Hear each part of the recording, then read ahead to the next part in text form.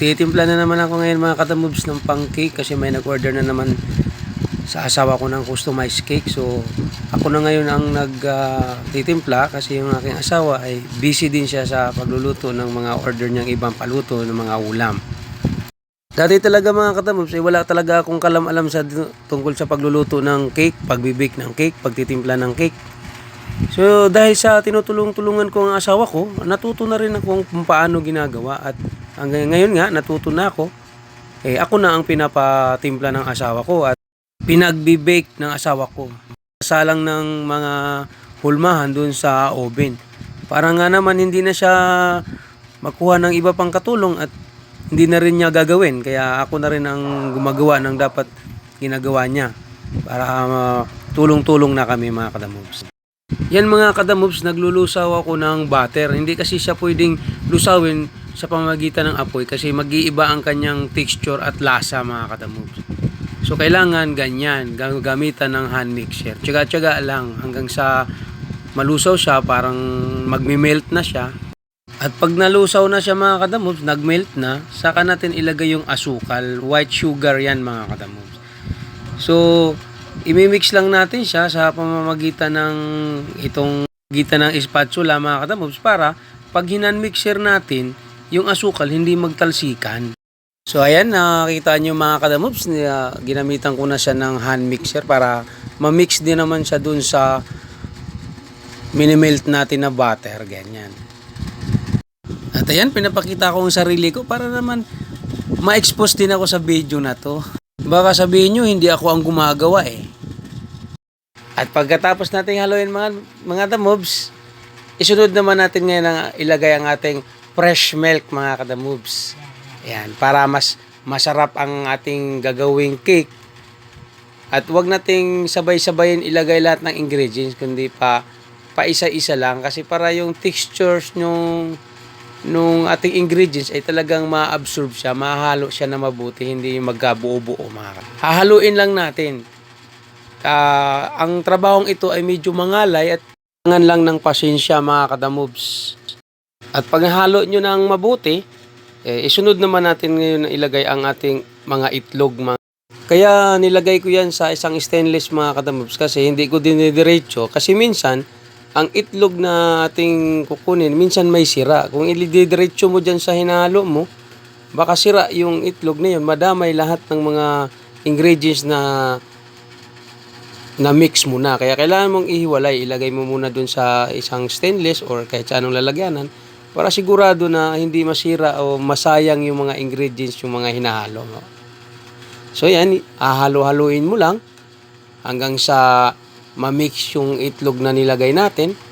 Medium speed lang pala dapat ang inyong gagamitin dyan. Huwag masyadong high speed kasi ma-overmix yung ating ingredients mga kadamobs.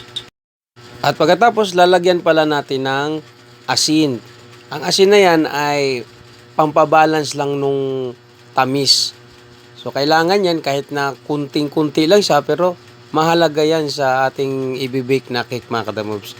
Laging may asin pang pabalance ng lasa.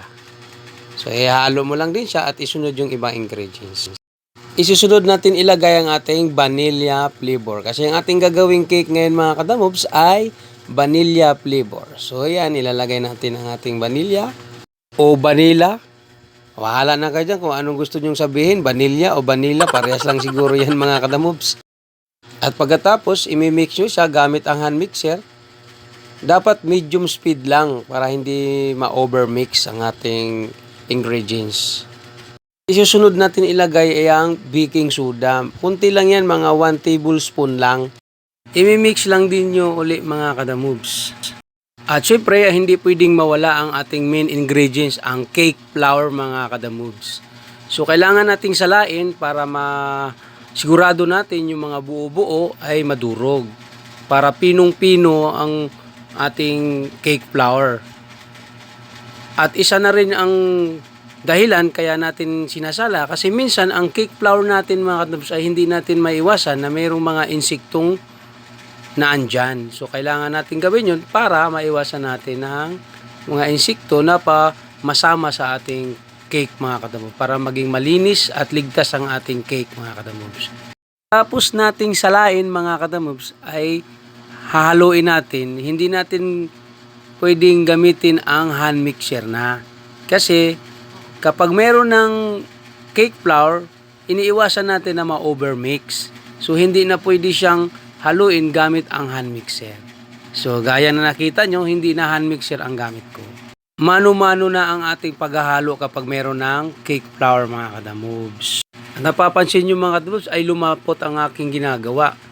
So kailangan nating dagdagan ng tubig.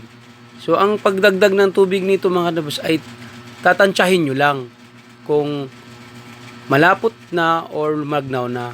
So ang kailangan nito ay hindi masyadong malapot at hindi rin masyadong malagnaw. Yung tamang-tama lang na hindi naman masyadong sticky yung gawa nyo. So ayan yan mga kadamobs, napapansin nyo, hindi siya masyadong malapot at hindi rin siya masyadong malagnaw. So yan, maganda na ang kalalabasan nito. So yan, nakikita nyo, pinong-pino na yung aking ginagawa. So ilalagay na natin ito yung baking powder.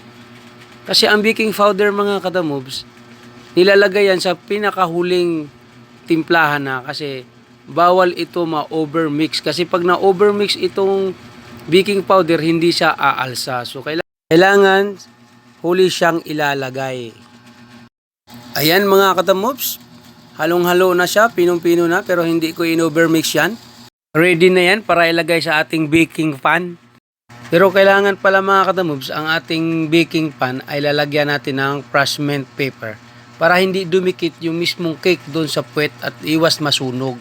So lalagyan natin siya ng mantika, then pati gilid, yan nakikita nyo po, nilalagyan ko po siya ng mantika. Tsaka may parchment paper po siyang nakalagay doon sa puwetan. So lahat po yan lalagyan. Maliban doon sa hulmahan ng cupcake. So hindi na kailangan yan kasi yung cupcake meron siyang cupcake liner na ilalagay doon sa hulmahan. At ayan, nilalagyan ko na ng liner ang ating hulmahan mga kadamobs. At inilagay ko na rin yung ating ingredients para pagkatapos niyan ilagay, ready for baking na dun sa ating oven. Yan.